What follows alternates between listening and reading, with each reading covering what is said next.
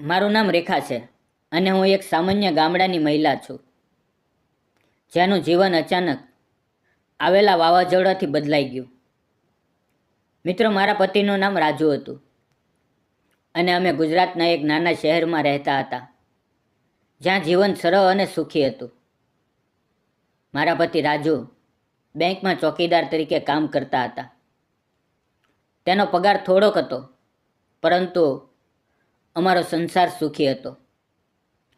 અમારે એક પ્યારી દીકરી કવિતા હતી, જે તે વખતે 3 વર્ષની હતી. કવિતા અમારા જીવનની ખુશી હતી. તેની નાની નાની વાતો અને હાસ્ય અમને દરરોજ નવી ઉર્જા આપતું.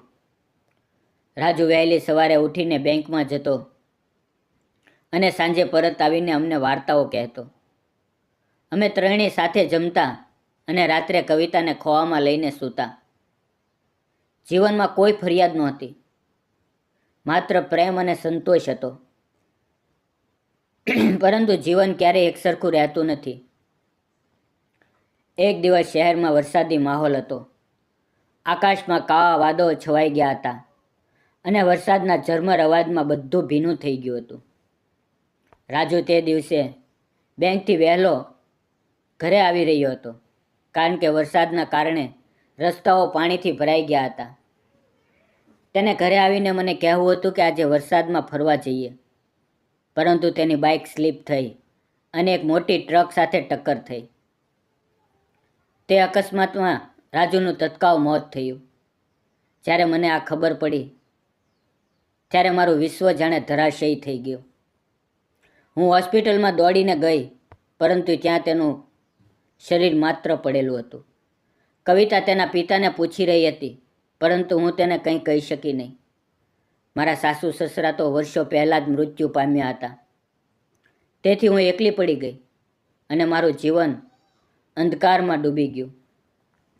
હું વિધવા થઈ ગઈ અને કવિતાને ઉછેરવાની જવાબદારી મારા ખંભા પર આવી ગઈ.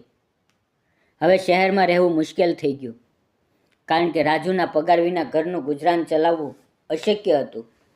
તેથી હું કવિતાને લઈને મારા માતા પિતા પાસે ગામડે ગઈ. મારા મા બાપ એક નાના ગામમાં રહેતા હતા, જ્યાં તેઓ ખેતરમાં કામ કરીને જીવન ચલાવતા હતા. મારા ગામનું નામ વસુંધરા હતું, જ્યાં લીલા ખેતરો અને વૃક્ષોની વચ્ચે જીવન શાંત હતું. મારી માતા લક્ષ્મીબેન અને પિતા રામજીભાઈ મને જોઈને ખુશ થયા, પરંતુ મારા દુઃખને જોઈને તેઓ પણ રડી પડ્યા. તેણે મને કહ્યું, બેટા, તું અહીંયા રહી જા, આપણે સાથે મળીને જીવશું. હું ત્યાં તેની સાથે રહી ગઈ અને ધીમે ધીમે શોકમાંથી બહાર આવવા લાગી. કવિતા તો હજી નાની હતી, તેને પિતાની કમી સમજાતી નહીં, પરંતુ તે મને વારંવાર પૂછતી, મમ્મી પપ્પા ક્યાં છે? હું તેને કહેતી, તારા પપ્પા તારાઓમાં રહે છે અને તને જોઈ રહ્યા છે. આ વાતથી તે ખુશ થતી અને હું તેને વાર્તાઓ કહીને સુડાવતી. હવે મારા મા બાપ પણ વૃદ્ધ થઈ ગયા હતા અને ખેતરમાં કામ કરવું તેના માટે પણ મુશ્કેલ હતું. તેથી હું તેમને સહાય કરવા ખેતરમાં કામ કરવા જવા લાગી. વહેલી સવારે ઉઠીને ખેતરમાં પાણી આપવું, ઘાસ કાપવું અને શાકભાજી તોડવું, આ બધું કરીને હું થાકી જતી, પરંતુ તેમાં મને આરામ મળતો, કારણ કે કામમાં મન રમી જતું અને રાજુની યાદો ઓછી ત્રાસ આપતી. ગામના લોકો મને વિધવા તરીકે જોતા અને કેટલાક તો મને અશુભ માનતા, પરંતુ મારા મા બાપના કારણે કોઈ વધુ કંઈ કહેતું નહીં. પરંતુ ગામ નાનું હોવાથી રોજ રોજ કામ મળતું નહીં. તેથી હું ગામમાં કામ શોધવા લાગી અને એક દિવસ સરપંચની વાડીમાં રીંગણા તોડવા માટે કામ મળ્યું. ગામના સરપંચનું નામ વિનોદ હતું. તેઓ ગામના આદરણીય વ્યક્તિ હતા, જેમની વાડીમાં અનેક પ્રકારના શાકભાજી અને ફળો થતા હતા. તેની ઉંમર લગભગ 35 વર્ષની હતી અને તે પણ એકલા રહેતા હતા, કારણ કે તેમની પત્ની કોરોનાના મહામારીમાં મૃત્યુ પામી હતી. તેમને કોઈ સંતાન નહોતું, તેથી તેઓ વાડીમાં જ મોટો ભાગ સમય વિતાવતા. હું તે દિવસે વહેલી સવારે વાડીમાં ગઈ અને રીંગણા તોડવા લાગી. વાડીમાં લીલા છોડ અને તાજા શાકની સુગંધ હતી. તે મને તાજગી આપી રહી હતી. અચાનક વિનોદભાઈ ત્યાં આવ્યા અને મને જોઈને કહ્યું, તમે નવા છો, તમારું નામ શું છે? હું ડરી ગઈ અને કહ્યું, જી મારું નામ રેખા છે અને હું રામજીભાઈની દીકરી છું. તેઓ હસ્યા અને કહ્યું, અરે તમે તો વિધવા છો ને, જે શહેરથી આવી છે? ઠીક છે, કામ કરો અને જો મદદ જોઈએ તો કહેજો.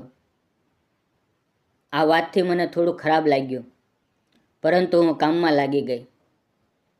તે પછીના દિવસોમાં હું અવારનવાર તેની વાડીમાં કામ કરવા જવા લાગી, ક્યારેક રીંગણા તોડવા અને ક્યારેક ઘાસ કાપવા. વિનોદ મને વારંવાર જોતા અને ક્યારેક વાત કરતા. એક દિવસ જ્યારે હું કામ કરી રહી હતી ત્યારે તેઓ મારી પાસે આવ્યા અને કહ્યું, રેખા, તમારી જિંદગી વિશે કંઈક કહો, તમે કેમ એકલા છો? હું થોડી અચકાઈ, પરંતુ તેમની આંખોમાં સહાનુભૂતિ જોઈને વાત કરી. મેં તેમને મારા પતિ વિશે કહ્યું, તે અકસ્માત વિશે અને કવિતા વિશે. તેણે શાંતિથી સાંભળ્યું અને પછી કહ્યું, મારી પત્નીનું મૃત્યુ કોરોનામાં થયું છે. તે વખતે હું હોસ્પિટલમાં તેને જોઈ શક્યો નહીં અને તે એકલી જ ગઈ. હું પણ એકલો છું. આ વાતથી અમારી વચ્ચે એક સમાનતા આવી અને ધીમે ધીમે અમારી વાતો વધી. અમે ભૂતકાળની વાતો કરતા અને જીવનના દુઃખને વહેંચતા. વિનોદ મને કહેતા કે જીવન આગળ વધવું જોઈએ અને તમારી દીકરી માટે તમારે મજબૂત બનવું જોઈએ. હું તેમની વાતોમાં આરામ અનુભવતી અને તેમને પણ મારી વાતોમાં સમર્થન મળતું. ધીમે ધીમે અમારી નજીકતા વધતી ગઈ. હું વાડીમાં વધુ વખત વિતાવતી અને તેઓ મને ચા પીવડાવતા અને ક્યારેક કવિતા વિશે પૂછતા. એક દિવસ બપોરે અમે જમીને આરામ કરી રહ્યા હતા. આંબાના વૃક્ષ નીચે બેઠા હતા. વાતાવરણ શાંત હતું અને પવનની ઠંડી લહેરો આવી રહી હતી. ત્યારે વિનોદે અચાનક મારો હાથ પકડ્યો અને કહ્યું, રેખા, હું તમને પસંદ કરું છું અને તમારા અને કવિતાના જીવનમાં આવવા માંગુ છું.